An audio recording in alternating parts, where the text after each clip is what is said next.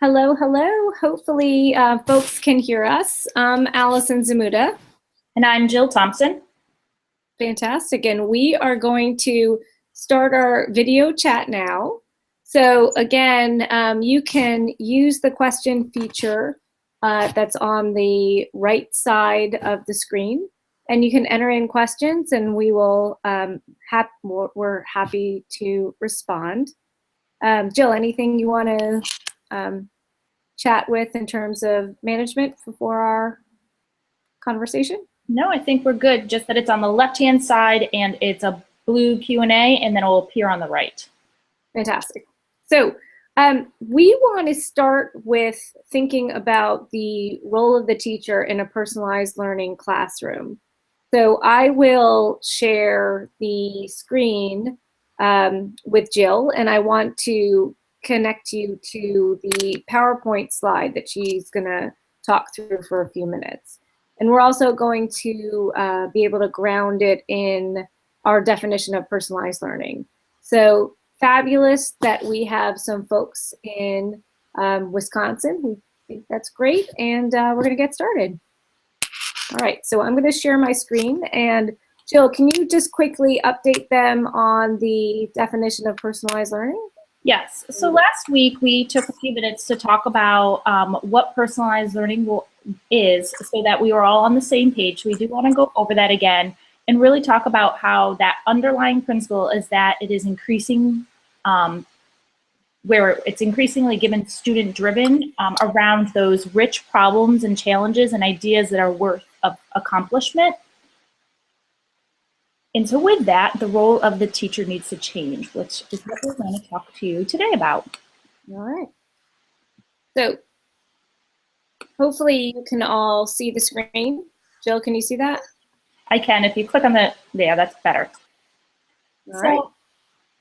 One of the biggest things to start thinking about is why the shift in the role of the teacher.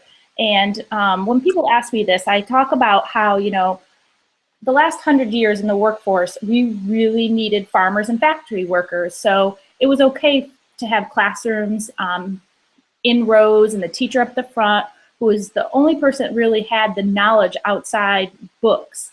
But now we have the internet and we have everything at our fingertips. And so that approach doesn't work anymore. The times have changed, and we need to prepare today's students for a different workforce. We know today's students will have to create their jobs and not necessarily look for them. We hear all the time how students are going to have multiple jobs too, versus just one career per se. And so we also have that piece where global comes into it, because now we have to be also not just competitive within our own city, but we also have to be globally competitive. And so we have to really look at those skills, which we will go more into later with the students, going into those soft skills and habits of mind that we need.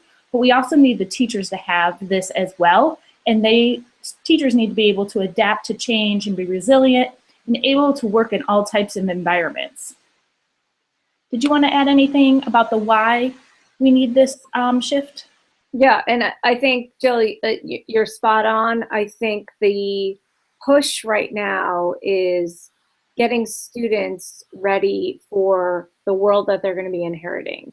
And the notion of a traditional hierarchy outside in the workforce is no longer something that we're structuring for when they move into the workplace.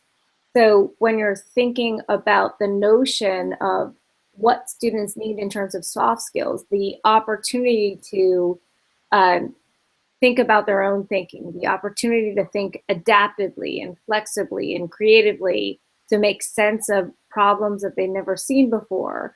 That's the kind of coaching that we're trying to do in the classroom through the lens of personalized learning. Outside in the workforce is no longer something that we're structuring for when they move into the workplace. So when you're thinking about the notion of what students need in terms of soft skills, the opportunity to think about their own thinking, the opportunity to think adaptively and flexibly and creatively to make sense of problems that they've never seen before, that's the kind of coaching that we're trying to do in the classroom through the lens of personal outside in the workforce is no longer something that we're structuring for. Because you have two screens going, you are echoing. So when you're speaking about so if you bring back that piece, that would be awesome. Because I can see myself now. The opportunity to think about their own thinking, the opportunity to think adaptively and flexibly and creatively to make sense of problems that they've never seen before.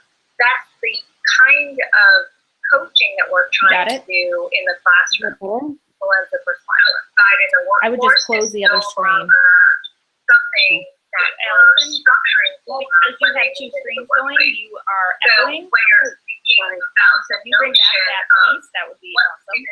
I can see soft skills, the opportunity to think about their own thinking, the opportunity to think adaptively and flexibly and creatively to make sense of problems that they've never seen before. That's the kind of coaching that we're trying to do in the classroom. I would just use the other screen. Something that we're structuring for. You are echoing.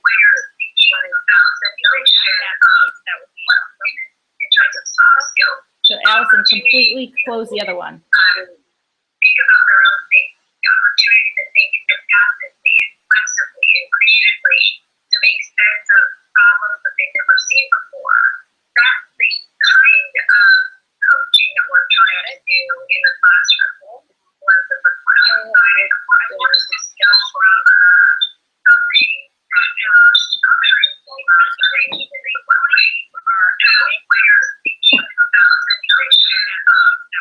Unbelievable. I'm so sorry. I only have one open. So let me see.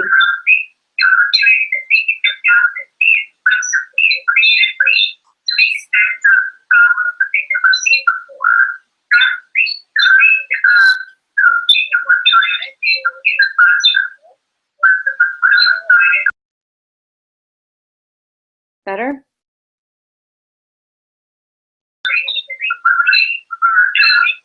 Maybe stop the broadcasting.